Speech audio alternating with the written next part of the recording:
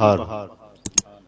تو پہلی بہار کو جو نسبت ہے وہ رسول اعظم سے نسبت ہے، اور دوسری بہار میں غوث اعظم سے نسبت ہے۔ پہلی بہار کو امام الانبیاء سے نسبت ہے، تو دوسری بہار کو امام الاولیاء سے نسبت ہے۔ پہلی بہار کو نبیوں کے سردار سے نسبت ہے، تو دوسری بہار میں ولیوں کے سردار سے نسبت ہے۔ پہلی بہار کو اگر نور الہدیٰ سے نسبت ہے، تو دوسری بہار کو غوث الورا سے نسبت ہے۔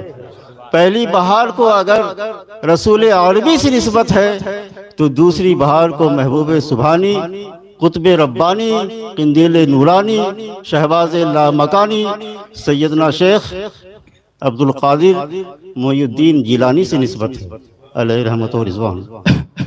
تو محترم حضرات، تو غوث اعظم رضی اللہ تعالی عنہ کی بہت ہی بڑی شان ہے، ان کا بہت ہی بڑا مقام ہے۔ اسی نسبت سے آج ہم آپ اس پروگرام میں آئے ہوئے ہیں۔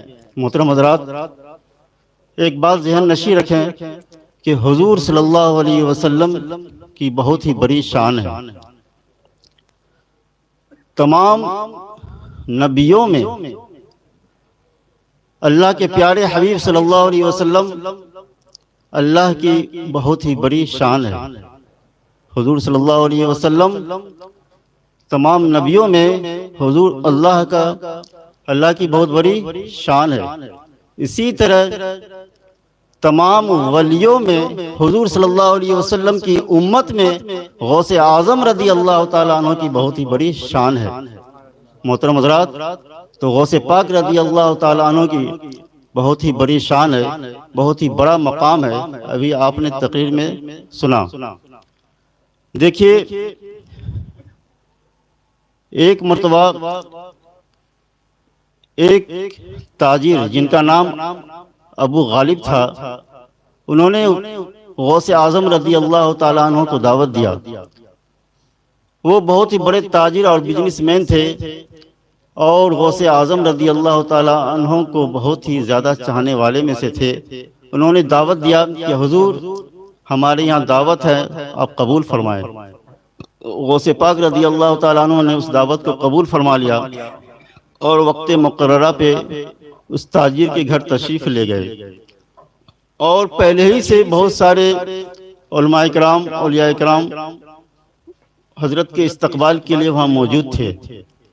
جب غوث پاک رضی اللہ تعالیٰ عنہ اس تاجر کے مکان میں تشریف رکھے، تو وہ اپنی حیثیت کے حساب سے بہت ہی قسم قسم کے کھانے بنائے ہوئے تھے، طرح طرح کے کھانا بنائے ہوئے تھے، اور ساتھ میں ایک ٹوکرا بھی لے کر کے آیا۔ لوگوں نے سوچا کہ اس ٹوکرے میں حضرت کے لیے کوئی گفٹ ہے، کوئی تحفے کا سامان ہے۔ تو حضرت نے پوچھا کہ اس ٹوکرے میں کیا ہے؟ تو وہ تاجر انسان اس ٹوکرے کو کھولا۔ کھولنے کے بعد دیکھا گیا کہ ایک لڑکا ہے جو اپاہج ہے، وہ معذور ہے، چلنے پھرنے سے معذور ہے، وہ اندھا بھی ہے، اور وہ ہر طرح سے معذور ہے۔ تو حضرت نے سمجھ لیا کہ یہ دعوت کسی مطلب کی وجہ سے ہوا ہے، وہ کسی واسطے سے دعوت مجھے دی گئی ہے۔ لہٰذا غوث پاک رضی اللہ تعالیٰ عنہ نے اس لڑکے کو دیکھا اور فرمایا، قم باذن اللہ، اللہ کے حکم سے کھڑے ہو جاؤ۔ یہ کہنا تھا کہ وہ لڑکا کھڑے ہو کر کے دوڑنا شروع کر دیتا ہے۔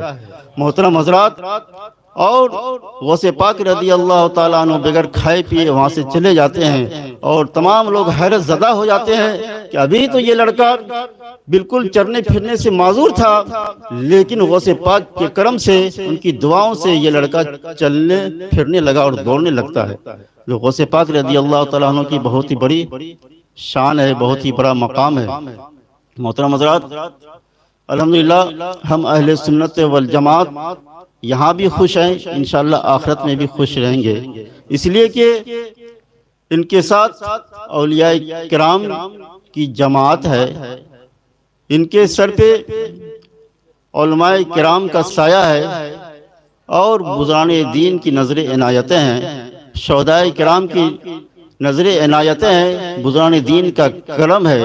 ڈر اس کو ہوگا جس کے ہاتھ میں کسی کا دامن نہیں، خوف اس کو ہوگا جس کے گلے میں نبی کی غلامی کا پٹا نہیں، اور دہشت اس کو ہوگی جس کے سر پہ بزرگان دین کا سایہ نہیں۔ الحمدللہ ہم اہل سنت والجماعت کے ہاتھ پہ اولیاء کرام کا دامن بھی ہے اور بزرگان دین کا سایہ بھی ہے۔ کسی کے ہاتھ میں غوث اعظم رضی اللہ تعالیٰ عنہ کا دامن ہے، کسی کے ہاتھ میں تو خواجہ معین الدین چشتی علیہ الرحمہ کا دامن ہے، کسی کے ہاتھ میں اعلیٰ حضرت کا دامن ہے، تو کسی کے ہاتھ میں مجدد الف ثانی علیہ الرحمہ کا دامن ہے، تو کسی کے ہاتھ میں حضور فرید الدین آروی علیہ الرحمہ کا دامن ہے، تو کسی کے ہاتھ میں سید شاہ عبدالعظیم علیہ الرحمہ کا دامن ہے۔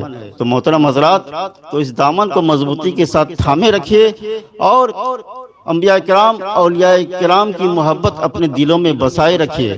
محترم سامعین کرام، تو مسلمانوں کے لیے لازم اور ضروری ہے کہ ہم نبی کی اطاعت اور محبت میں قربان ہو جائے اور اپنی جان و مال کو نبی کے نام پہ قربان کرتے رہیں، اور حضور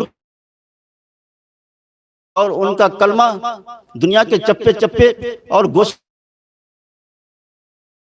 تاکہ اور اپنے اعمال اور عقائد کو ایسا بنائیں، اپنے عقائد کو اپنے عقیدے کو ایسا بنائیں، جب قیامت کے دن جب حضور صلی اللہ علیہ وسلم کی بارگاہ میں جب قیامت کے دن خدا کی بارگاہ میں جب حاضر ہوئے تو حضور صلی اللہ علیہ وسلم خدا کے سامنے تمام نبیوں کے سامنے یہ کہہ سکیں کہ یہ ہمارے امتی ہے، یہ ہمارے فدائی ہے، یہ ہمارے چاہنے والے ہیں، یہ ہم پر مر مٹنے والے ہیں۔ یہی وہ لوگ ہیں جن کے بارے میں اللہ رب العزت نے ارشاد فرمایا کنتم خیر امت اخرجت للناس۔ لیکن افسوس کی بات تو یہ ہے کہ اللہ نے فرمایا یہ سب سے بہترین امت ہے، لیکن افسوس کی بات تو یہ ہے کہ ہم صرف نام کے مسلمان ہو گئے ہیں، نام کے مسلمان ہیں، لیکن اللہ رب العزت نے فرمایا کہ سب سے بہترین مسلمان ہے، لیکن ہمارا کام کیا ہے؟ بہت افسوس کی بات ہے کہ ہم مسلمان کہلاتے ہیں، دوسری طرف ہم جوا کھیلتے ہیں۔ ہم مسلمان کہلاتے ہیں، دوسری طرف شراب کے اڈوں میں شراب پیتے ہوئے نظر آتے ہیں۔ ہم مسلمان کہلاتے ہیں لیکن ہم غلط کاموں میں مصروف ہیں۔ ہم مسلمان کہلاتے ہیں لیکن ہمارے پاس ٹائم نہیں ہے کہ ہم مسجد میں جا کر کے ہم نماز ادا کریں۔